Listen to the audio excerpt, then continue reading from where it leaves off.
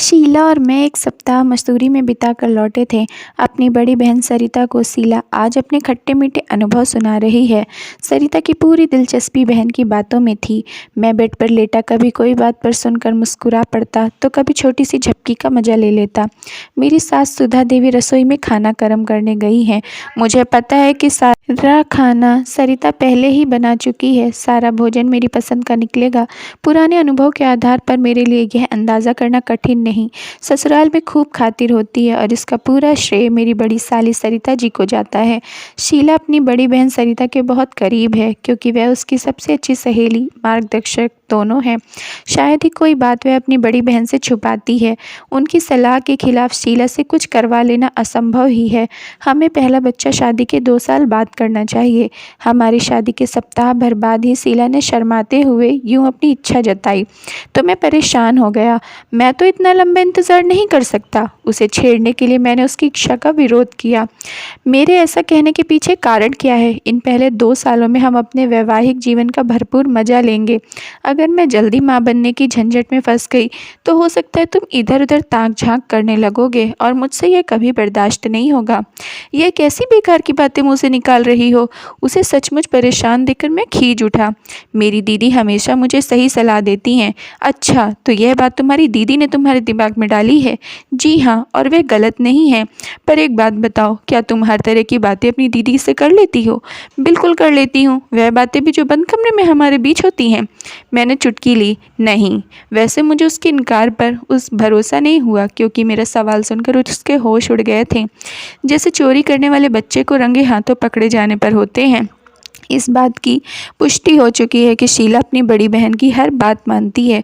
इस कारण मगर मैं या मेरे परिवार वाले परेशान नहीं होते। इसका कारण यह है कि सरिता बहुत गुणवान है और मैं उन्हें अपने परिवार का बहुत मजबूत सहारा मानती हूँ। टांग अड़ाकर परेशानी खड़ी करने वाला रिश्तेदार नहीं। सरिता के पास न रूप की कमी है, न रंग की, न गुण की कमी है। कमाती भी अच्छा है। दुर्भाग्य की बात यह है कि बिना शादी किए ही वह खुद को विधवा मानती है। रोहित नाम के जिस युवक को वह किशोरावस्था से प्रेम करती थी, करीब 2 साल पहले उसका एक सड़क दुर्घटना में देहांत हो गया। इस कारण से सरिता ने कभी शादी न ही करने का फैसला कर लिया। किसी के भी समझाने का सरिता पर कोई प्रभाव नहीं पड़ता है। मेरे माता पिता ने भी उसे शादी करने के लिए राजी करने की कोशिश दिल से की थी। तब उनका कहना था, मेरी तकदीर में अपने घर के सुख लिखे होते तो मैं जिसे अपना जीवन साथी बनाना चाहती थी वह मुझे यूं छोड़कर नहीं जाता। रोहित की जगह मैं किसी और को नहीं दे सकती। करीब महीने भर पहले मेरा जन्मदिन था। सरिता ने कमीज, पैंट और मैचिंग टाई का गिफ्ट मुझे दिया था। थैंक यू बड़ी साली साहिबा। मैं मुस्कुराते हुए उपहार को स्वीकार किया और फिर भावुक लहजे में बोला, मुझे आपसे एक तोहफा और चाहिए। आशा है कि आप मना नहीं करोगी। बिल्कुल नहीं करूँगी, उन्होंने अपने विश्वास से भरे स्वर में फौरन जवाब दिया। आप शादी कर लो प्लीज़, मैं विनती। इससे पहले तो वह चौंकी, फिर उनकी आंखों में गंभीरता के भाव उज्ज्वल हो गए और अगले ही पल वह खिलखिलाकर हंस भी पड़ी। सॉरी समीर, उपहार तुम्हें अपने लिए मांगना था। मेरा शादी करना तुम्हारे लिए गिफ्ट कैसे बन सकता है? आपका अकेलापन दूर हो जाए, इससे बड़ा गिफ्ट मेरे लिए और कुछ भी नहीं हो सकता। तुम सबके होते हुए मुझे अकेलेपन का एहसास कैसे हो सकता है? शीला मेरे गले में बाहें डालकर खड़ी हो गई और मेरा कहना एक बार फिर से बेकार चला गया। हमारे मसूरी घूम कर आने के बाद सरिता ने मुझे अपने पास बिठाकर एक महत्वपूर्ण मुद्दे पर चर्चा शुरू की थी। समीर, तुमको भविष्य को ध्यान में रखकर अब चलना शुरू कर देना चाहिए। खर्च संभल कर करना शुरू करो। बचत करोगे तो ही बच्चों को अच्छी शिक्षा दे सकोगे, अपने मकान में रह सकोगे। उन्होंने इस तरह समझाते हुए काफ़ी गंभीर अंदाज में कहा, आज के समय में मकान खरीदना बड़ा महंगा हो गया है। अपने मकान में रहने का सपना जल्दी से पूरा होने का फ़िलहाल कोई मौका नहीं है। मैंने दबी आवाज़ में कहा, तुम दोनों क्या मुझे पराया समझते हो? उन्होंने फ़ौरन चिंतित भाव से पूछा, ऐसा बिल्कुल भी नहीं है। तब अपने मकान का सपना पूरा करना तुम दोनों की नहीं बल्कि हम तीनों की जिम्मेदारी है। समीर, मैं माँ और तुम दोनों के अलावा और किसके लिए कमा रही हूँ। वह नाराज़ हो गई थी। उन्हें मनाने के लिए मुझे कहना पड़ा कि जल्दी ही हम 3 बेडरूम वाला फ्लैट बुक करेंगे और उनकी आर्थिक सहायता सहर्ष स्वीकार करेंगे। मेरे ऐसा वादा कर लेने के बाद ही उनका मूड सुधरा था। शीला और मेरे मन में उनके प्रति कृतज्ञता का बड़ा गहरा भाव है। हम दोनों उसके साथ बड़ी गहराई से जुड़े हुए हैं, तभी उनके व्यक्तिगत ज़िंदगी का खालीपन हमें बहुत खलता है। बाहर के लोगों के सामने में सदा गंभीर बनी रहती है, पर हम दोनों से खूब खुली हुई है। उसने तो सारा खाना सचमुच मेरी पसंद को ध्यान में रखकर तैयार किया था। मैंने दिल खोलकर उनकी प्रशंसा की और वह प्रसन्न भाव से मंद मंद मुस्कुराती रही। खाना खाने के बाद में 2 घंटे आराम किया। जब नींद खुली तो पाया कि शरीर क्यों टूट रहा था, मानो बुखार हो। कुछ देर बाद ठंड लगने लगी और घंटे भर के भीतर पूरा शरीर भट्टी की तरह जलने लगा। सरिता जिद करके मुझे शाम को डॉक्टर के पास ले गई। हमें रात को घर लौट जाना था, पर उन्होंने जाने नहीं दिया। ज़्यादा परेशान मत होइए, आप इस मौसम में। मुझे बुखार हर साल पकड़ लेता है, 2-4 दिन में ठीक हो जाएगा। उनकी चिंता दूर करने के लिए मैंने अपनी आवाज़ में लापरवाही के भाव पैदा किया तो वह गुस्सा हो गई। समीर, हर साल तुम बीमार नहीं पड़ोगे तो कौन पड़ेगा। उन्होंने मुझे डांटना शुरू किया। तुम्हारा ना खाने का कोई समय है, ना ही सोने का समय।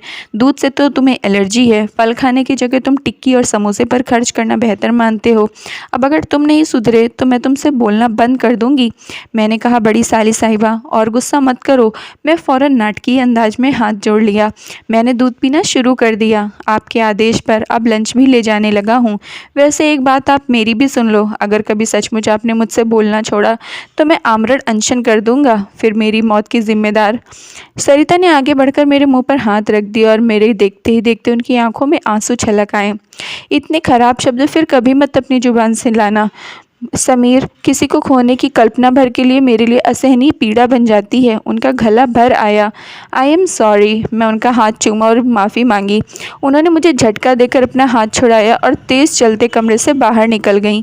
मैंने मन ही मन पक्का संकल्प किया कि आगे से ऐसी कोई बात मुँह से नहीं निकलेगी। इसके कारण सविता के दिल में रोहित की याद ताज़ा हो और दिल पर लगा जख्मी फिर से टीसने लगे। मुझे तेज़ बुखार बना रहा।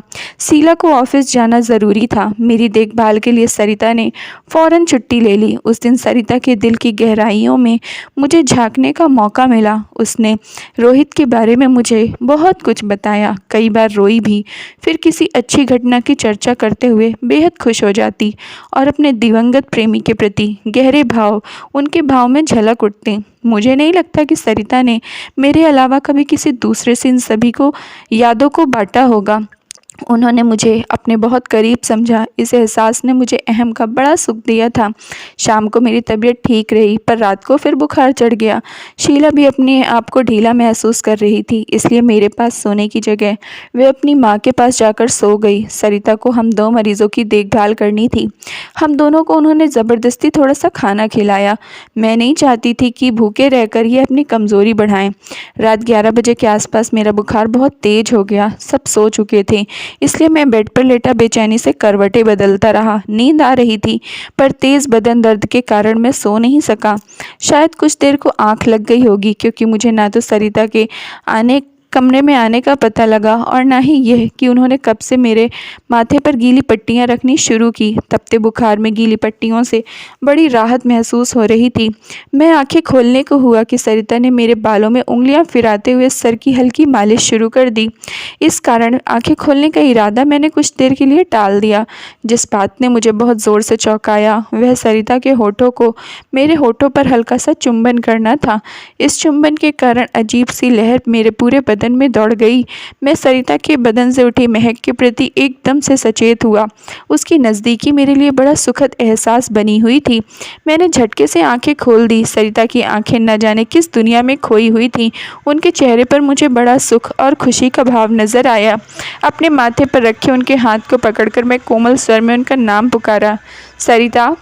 फ़ौरन अपने सपनों की दुनिया से बाहर आई। मुझे आंखें मिलते ही उसने अपनी नज़रें झुका लिया। अपना हाथ छुड़ाने की उन्होंने कोशिश की, पर मेरी पकड़ मजबूत थी। सरिता, तुम दिल की बहुत अच्छी हो, बहुत प्यारी हो, बहुत सुंदर हो। इन शब्दों को मुंह से निकालने के लिए मुझे कोई कोशिश नहीं करनी पड़ी। वह अपना हाथ छुड़ाने का प्रयास करती रही। एक बार फिर मैंने उसका हाथ चूमा तो उन्होंने अपना हाथ मेरे हाथ में ढीला छोड़ दिया। मैं उठकर बैठ गया। मैं सरिता की आंखों में प्यार से झांका। वह मुझसे नज़र नहीं मिला सकी और उन्होंने आंखें मूंद लिया। उनका खूबसूरत चेहरा मुझे दीवाना बना रहा था। मैं उनके चेहरे की तरफ झुका।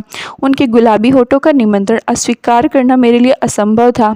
मेरे होठ उनके होठों से जुड़े तो उसे तेज़ झटका लगा। उनकी आंख खुली। मैं बेचैनी के भाव ऊपर कुछ कहने को उनके कुछ होठ फड़फड़ाए, पर शब्द कोई नहीं निकला। सरिता ने झटके से अपना हाथ छुड़ाया और कुर्सी से उठकर कमरे से बाहर चल पड़ी। मैंने उन्हें पुकारा, पर वह नहीं रुकी। मैं सारी रात सो नहीं सका। मन में अजीब से अपराध बोध और बेचैनी के भावों के साथ साथ गुदगुदी सी भी थी। अगले दिन सुबह सरिता अपनी माँ और शीला के साथ कमरे में आई। मैं काफ़ी बेहतर महसूस कर रहा था। समीर बेटे, खुशखबरी सुनो, सरिता ने शादी के लिए हाँ कर दी है। यह खबर सुनते हुए मेरी सास की आंखों में खुशी के आंसू भर आए हैं। अरे, यह कैसे हुआ? मैंने सरिता की तरफ अर्थपूर्ण दृष्टि से देखा। मुझे अचानक एहसास हुआ कि मेरे अंदर की औरत, जिसे मैं मरा समझती थी, वह जिंदा है और उसे जीने का भरपूर मौका देने के लिए मुझे अपनी अलग दुनिया बसानी ही पड़ेगी। शमीर, सरिता ने मुझे बेधड़क आंखें मिलाते हुए जवाब दिया। आपका फैसला बिल्कुल सही है। बधाई हो। अपनी बेचैनी को छुपाकर मैं मुस्कुरा पड़ा। थैंक यू समीर, तुमने रात को मेरी आंखें खोलने में जो मदद की, उसके लिए मैं आजीवन तुम्हारी आभारी रहूंगी। सरिता सहज भाव से मुस्कुरा उठी। समीर, ऐसा क्या समझाया तुमने? अकेले दीदी ने अपना कट्टर फैसला बदल दिया? शीला ने उत्सुकता से सवाल पूछा। मैंने कुछ देर सोचने के बाद गंभीर लहजे में जवाब दिया। मेरे कारण सरिता को शायद यह समझ में आ गया है कि टेलीविज़न धारावाहिक या फिल्में देखकर या फिर किसी दूसरे के घर गृहस्थी का हिस्सा बनकर जीने का असली आनंद नहीं दिया जा सकता। ज़िंदगी ही कुछ अनुभव शेयर नहीं हो सकते और शेयर नहीं करने चाहिए। मैं ठीक कह रहा हूँ ना सरिता जी? मैंने सरिता से हाथ मिलाते हुए उसे फिर शुभकामनाएं दी। प्रसन्नता से भरी ऑफिस जाने की तैयारी में छूट गई। मैं भी अपने आप को अचानक बड़ा हल्का महसूस कर रहा था। सरिता का हाथ अपने हाथों में लेकर मैं सरिता को दिल से धन्यवाद दिया, क्योंकि उन्होंने मुझे बड़ी भूल और गलती के दलदल में फंसने से बचाया था। सरिता के प्रति मेरे मन में आदर सम्मान के भाव पहले से ज़्यादा हो गए थे।